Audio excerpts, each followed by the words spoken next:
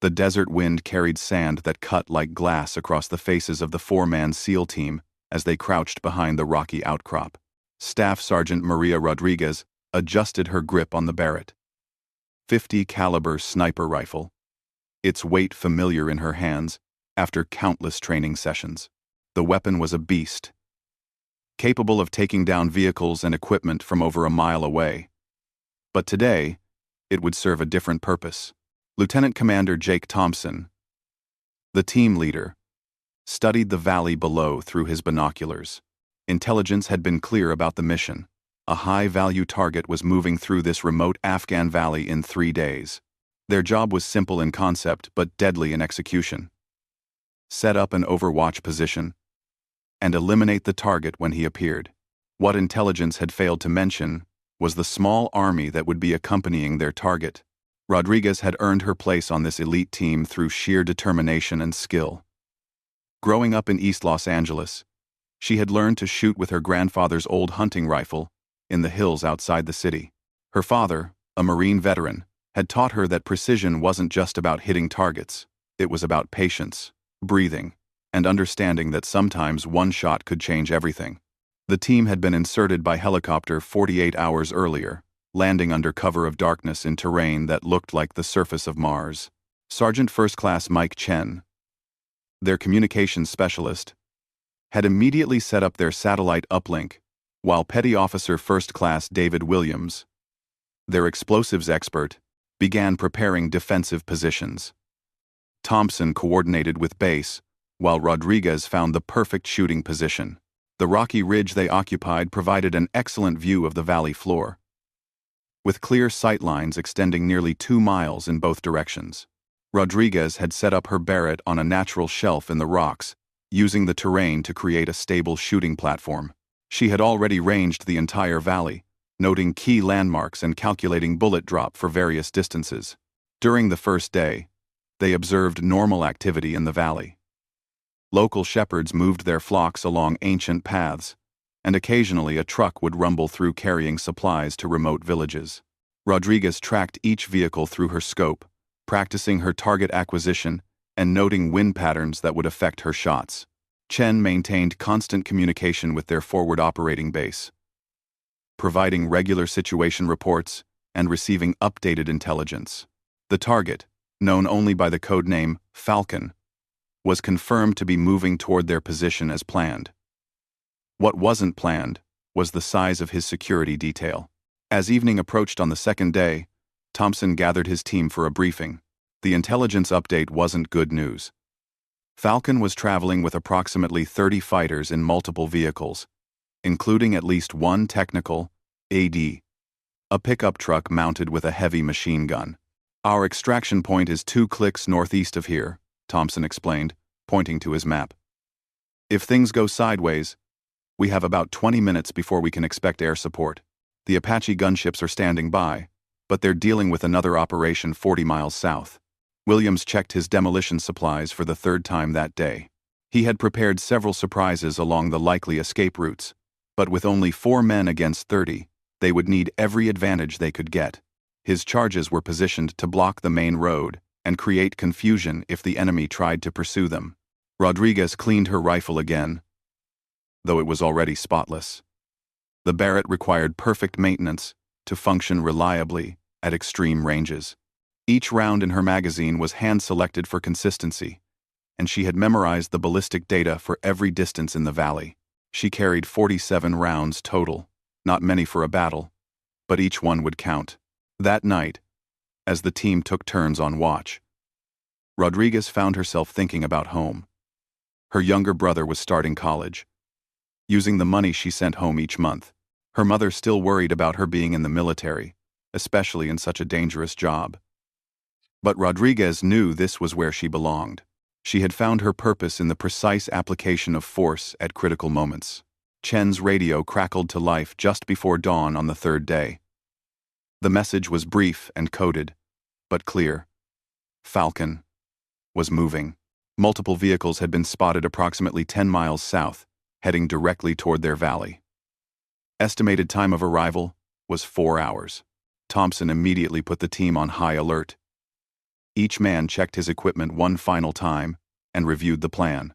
Rodriguez would take the primary shot on Falcon, while the others provided security and prepared for immediate extraction. It sounded simple, but they all knew that the best-laid plans rarely survived contact with the enemy. As the morning sun climbed higher, Rodriguez settled into her final shooting position. The Barrett was locked onto its bipod legs. The scope zeroed for the most likely engagement distance. She had selected her primary and secondary shooting positions, with clear routes between them if she needed to relocate quickly. The valley remained quiet except for the ever-present wind. Through her scope, Rodriguez could see for miles in both directions. The road that Falcon would use snaked through the rocky terrain like a brown ribbon, offering few places for vehicles to hide or take cover. At 10:30, Chen received another radio update. Falcon's convoy had been spotted again, now only 6 miles away. The description matched their intelligence exactly. 3 SUVs and 2 pickup trucks, with the middle SUV carrying the target. They were moving faster than expected and would arrive in the valley within the hour. Rodriguez controlled her breathing and checked her equipment one more time. The Barrett was ready. Her backup weapon was within easy reach, and her escape route was clear. She had done everything possible to prepare for this moment. Through her scope, she began to see dust clouds in the distance. The convoy was approaching exactly as intelligence had predicted, but as the vehicles grew larger in her sight picture, Rodriguez realized that their intelligence had been wrong about one critical detail. There weren't 5 vehicles in the convoy. There were 9. The additional vehicles were filled with heavily armed fighters, and as they entered the valley, they began to spread out in a tactical formation that suggested they knew they were entering dangerous territory. Falcon wasn't just traveling with security, he was traveling with a small army. Thompson's voice came through her earpiece. Calm, but urgent. Target confirmed in Vehicle 3. Take the shot when you have it. Then we move immediately. Rodriguez found Falcon in her scope as his SUV rounded a bend in the road. The man who had been responsible for numerous attacks on coalition forces was finally in her crosshairs. Her finger moved to the trigger as she calculated wind speed and distance one final time. But just as she was about to fire, the convoy suddenly stopped. Fighters began pouring out of the vehicles, and Rodriguez realized with growing dread that they had somehow been compromised. The enemy wasn't just passing through. They were setting up a search pattern. The hunt was about to begin, and the SEAL team was about to become the hunted. Rodriguez watched through her scope as armed fighters spread out across the valley floor like ants from a disturbed nest. The convoy had stopped in the worst possible location, directly in the center of her kill zone, but with enough vehicles and personnel to turn the entire area into a fortress. Falcon remained in his vehicle, but she no longer had a clear shot with so many bodies moving between her position and the target. Thompson's voice crackled through her earpiece, tension barely controlled. They're setting up a perimeter sweep. Someone tipped them off about our presence. The truth of their situation became clear as Rodriguez observed the enemy's movements through her scope. These weren't random fighters scattered for protection. They were moving with military precision, establishing overlapping fields of fire and coordinated search patterns. Falcon had brought professional soldiers, not just bodyguards. Chen was frantically adjusting his radio equipment, trying to establish contact with air support. The mountains created dead zones for communication, and their carefully planned extraction was looking less certain by the minute. Command. This is Viper Team. Aniklam. Andakan, he whispered into his microphone. We have approximately 40 hostiles in the valley. Request immediate air support. I munting? Static answered him. Williams had his demolitions prepared, but the enemy's deployment made his carefully planned ambush points useless. The fighters were spreading beyond the kill zone he had prepared, and detonating his charges now would only reveal their position without eliminating enough targets to matter. Rodriguez made a tactical decision that would haunt her for years afterward. Instead of taking the difficult shot at Falcon through multiple obstacles, she shifted her aim to the technical truck mounted with the heavy machine gun. That weapon posed the greatest immediate threat to their escape, and eliminating it would give them a fighting chance. The Barrett roared like thunder in the confined space of the rocks, its muzzle blast sending a cloud of dust and debris flying. The 50 caliber round struck the Technical's gunner center mass, the massive bullet virtually disintegrating the fighter and destroying the machine gun mount. The vehicle's fuel tank erupted in a ball of orange flame that rolled into the morning sky. For a split second, the valley fell silent, except for the crackling of burning fuel. Then, chaos erupted. The enemy fighters immediately began moving toward the sound of the gunshot, their training evident in how quickly they identified the general direction of the threat. Rodriguez worked the Barrett's bolt action and acquired a second target, a fighter carrying an RPG launcher who was directing others toward her position. Her second shot took him down at nearly 1,500 yards, the big rifle bucking against her shoulder like a living thing. But now, muzzle flashes were appearing throughout the valley as the enemy returned fire. Though they were still shooting at shadows and guesses, Thompson was already calling for the team to move to their secondary position when the first accurate shots began hitting the rocks around Rodriguez's nest. Someone down there knew exactly where she was shooting from, which meant they had either spotted her muzzle flash or had been watching her position before the engagement began. Rodriguez grabbed her rifle and ammunition and began moving along the ridge toward their planned fallback position. Behind her, chunks of rock exploded as heavy rounds impacted where she had been lying seconds earlier. The enemy had at least one skilled marksman, and he was walking shots closer to her new position. Chen finally established contact with air support, but the news wasn't good. The Apache helicopters were engaged with enemy forces 40 miles away and wouldn't be available for at least 30 minutes. The quick reaction force at the forward operating base was mobilizing, but they were over an hour away by ground transport. "We're on our own," Thompson announced over the team radio. "Execute Escape Plan Bravo." Plan Bravo meant fighting their way out through the narrowest part of the valley, where Williams had prepared his demolition surprises. It wasn't the preferred route, but it offered the best chance of breaking contact with superior enemy forces. Rodriguez reached her secondary position and immediately began scanning for targets through her scope. The enemy was advancing up the hillside in coordinated groups, using cover and supporting each other with disciplined fire and movement. These weren't undisciplined militia fighters. They were trained soldiers. She spotted 3 fighters moving together up a natural draw that would bring them within 200 yards of Williams's position. Her third shot of the day caught the lead fighter as he emerged from cover, but the other 2 immediately dove for protection and began laying down suppressing fire with automatic weapons. The sound of gunfire was now continuous throughout the valley, echoing off the canyon walls like rolling thunder. Rodriguez could hear bullets whining overhead and impacting the rocks around her position. She had to move again. Williams's voice came through the radio with barely controlled excitement. "I've got a group of 8 moving through the narrow pass. Perfect position for the surprise party." The explosion, when it came, shook the entire valley.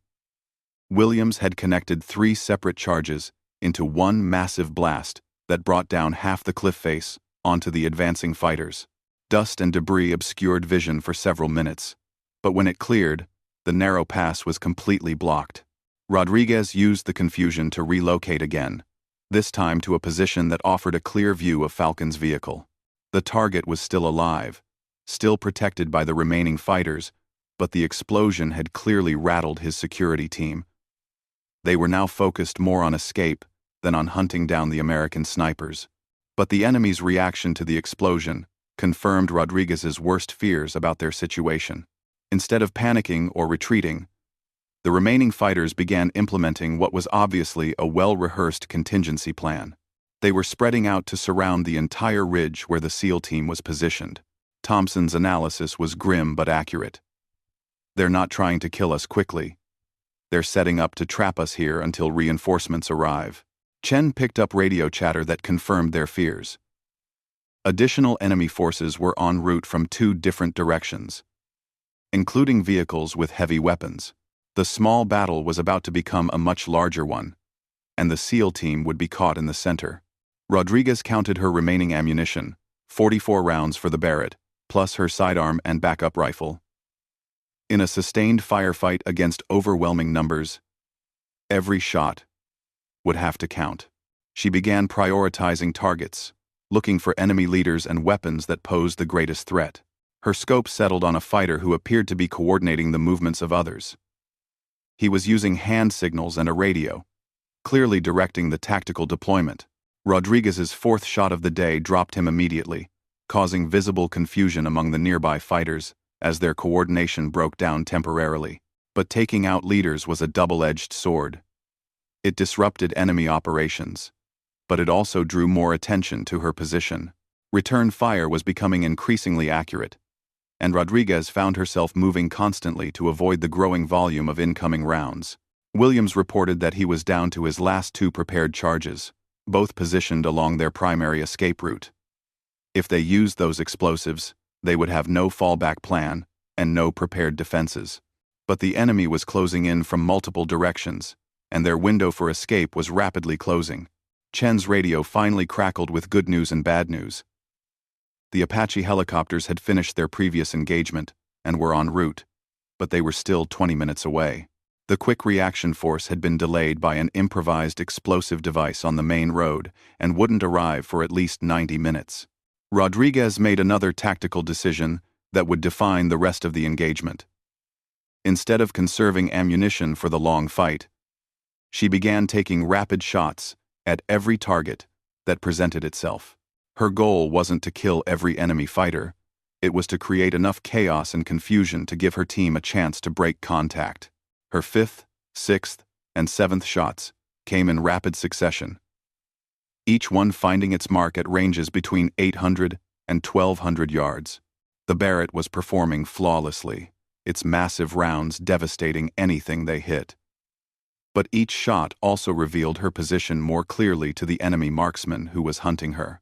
The duel between Rodriguez and the enemy sniper became personal as rounds began impacting within inches of her position. He was good, very good, and he was learning her movement patterns. Rodriguez realized that her next move might be her last if she didn't change tactics dramatically. She began using a technique her grandfather had taught her decades earlier while hunting in the California hills: patience and misdirection.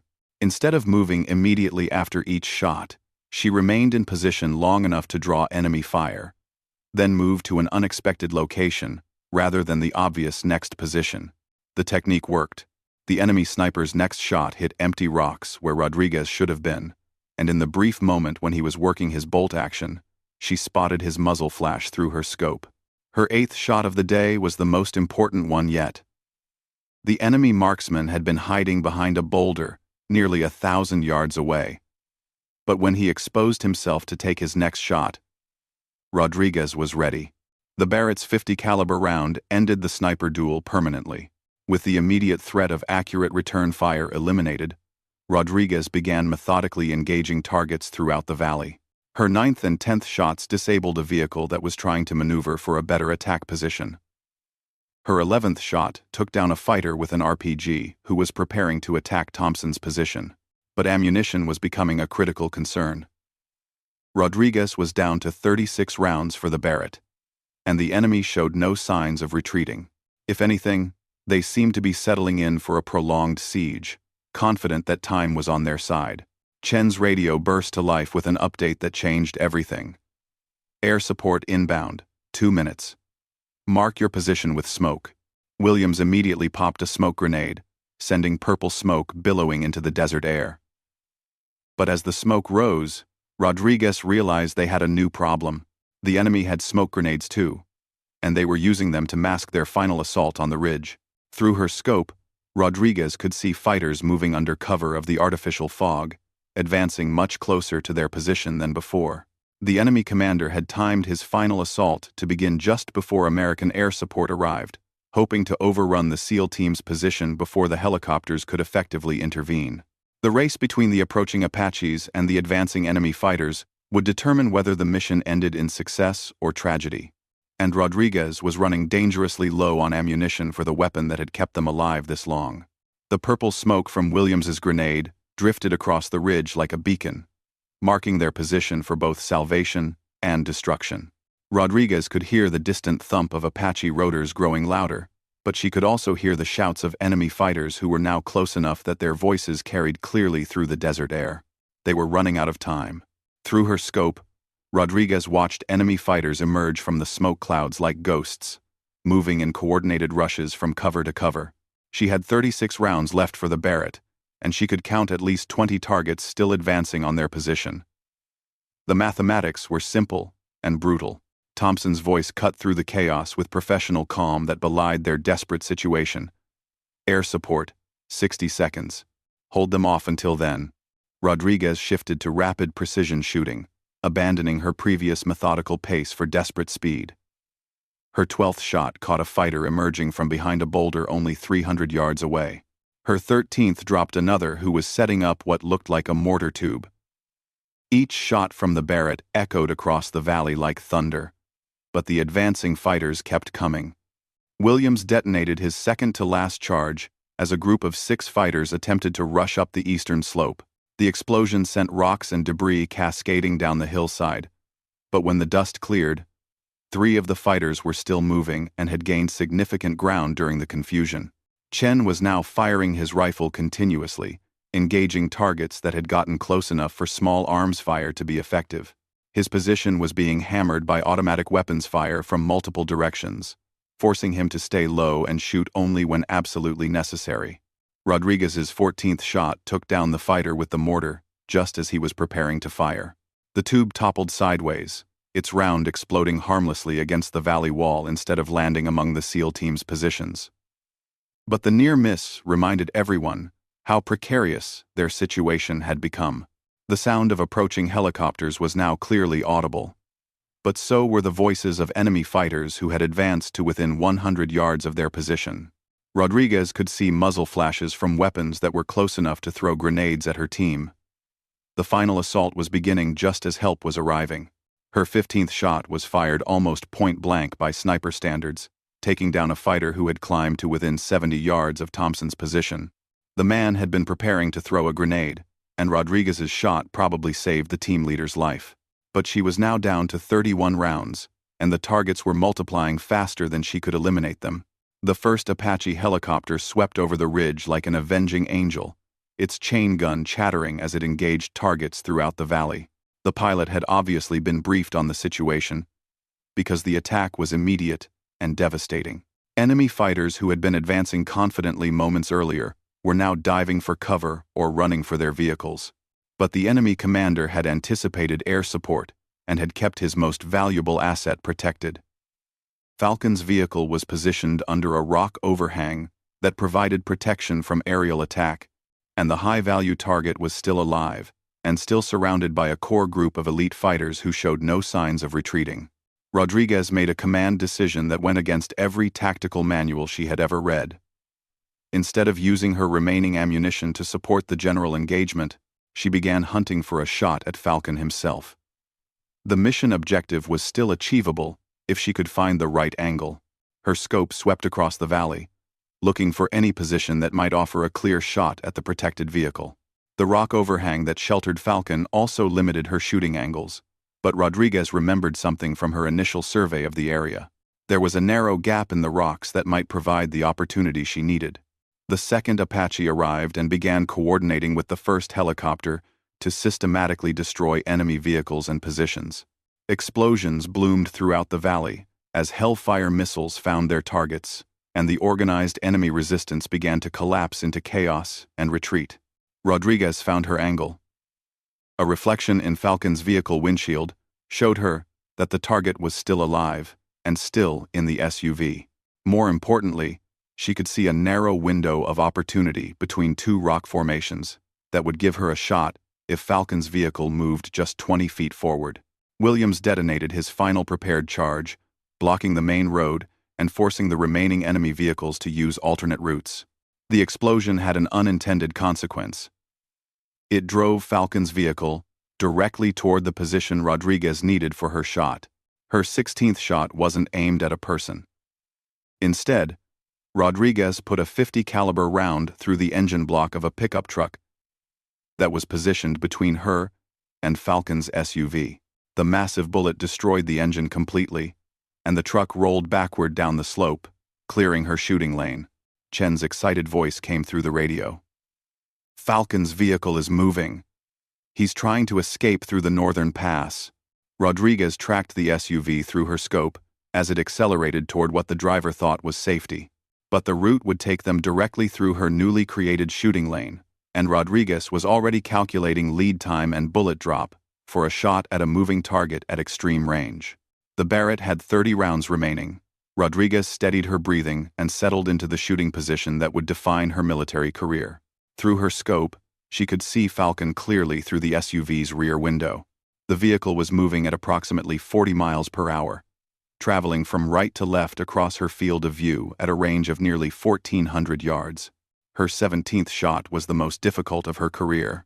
She had to calculate not just distance and wind, but the speed and direction of the target vehicle, the angle of the slope it was traveling on, and the precise moment when Falcon would be in the center of her scope.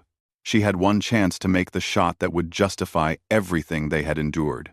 The Barrett roared for the 17th time, its massive muzzle blast creating a dust cloud that momentarily obscured Rodriguez's vision.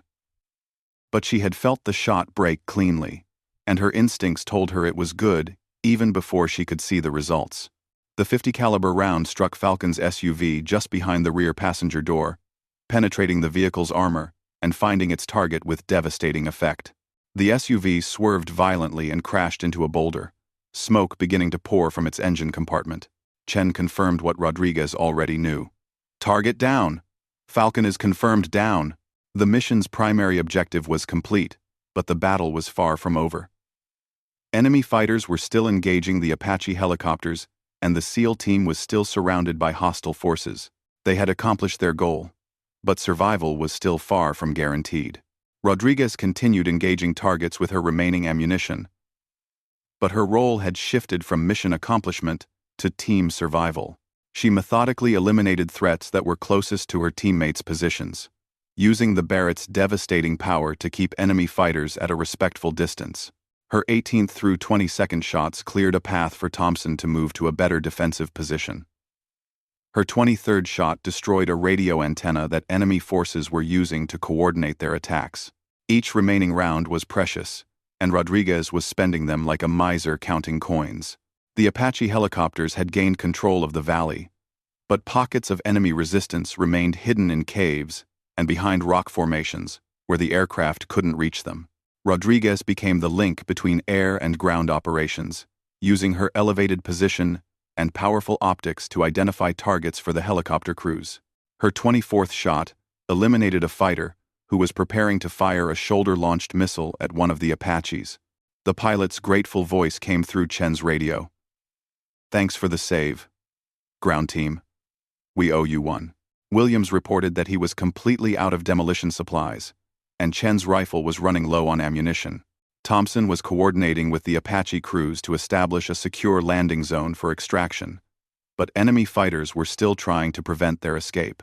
Rodriguez's 25th through 29th shots were fired in rapid succession as a final group of enemy fighters attempted to rush their position under cover of smoke grenades. The Barrett's thunder echoed continuously across the valley, each shot finding its mark and eliminating threats that had gotten dangerously close to overrunning the team's position. When the smoke cleared, Rodriguez had 7 rounds remaining in her magazine and no more ammunition for reloads.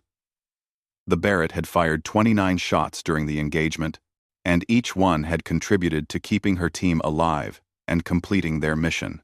The extraction helicopter finally arrived, escorted by both Apache gunships. Rodriguez provided overwatch as her teammates moved to the landing zone, her remaining 7 rounds held in reserve for any final threats that might emerge. But the valley had finally fallen quiet, except for the sound of American rotors. As Rodriguez shouldered the Barrett for the last time and moved toward extraction, she looked back at the battlefield where so much had happened in such a short time. Falcon's burning vehicle was visible in the distance. The mission objective achieved through precise application of firepower and uncompromising determination. The helicopter lifted off with all 4 team members aboard, wounded but alive. Rodriguez cradled the Barrett in her lap as they flew toward safety, the big rifle's barrel still warm from the engagement. She had fired 29 shots from a weapon that could have been loaded with 50, but those 29 rounds had made the difference between mission success and disaster. Chen was already filing his after-action report as they flew home. Falcon confirmed eliminated. Mission accomplished. All team members accounted for. Rodriguez didn't speak during the flight home. She was already thinking about the next mission. The next time when precision and determination would be the only things standing between her team and disaster. The Barrett. 50 had spoken 29 times in the Afghan Valley, and each word had been exactly what the situation required. The story would become legend among Special Operations Forces. The day when a SEAL sniper held off 40 enemy fighters with precise shots from a Barrett. 50, completing the mission and bringing her team home alive. But for Rodriguez, it was simply another day at work, doing what she had trained her entire life to do. The Barrett had never let her down, and she had never let her team down. That was what mattered most. In the end,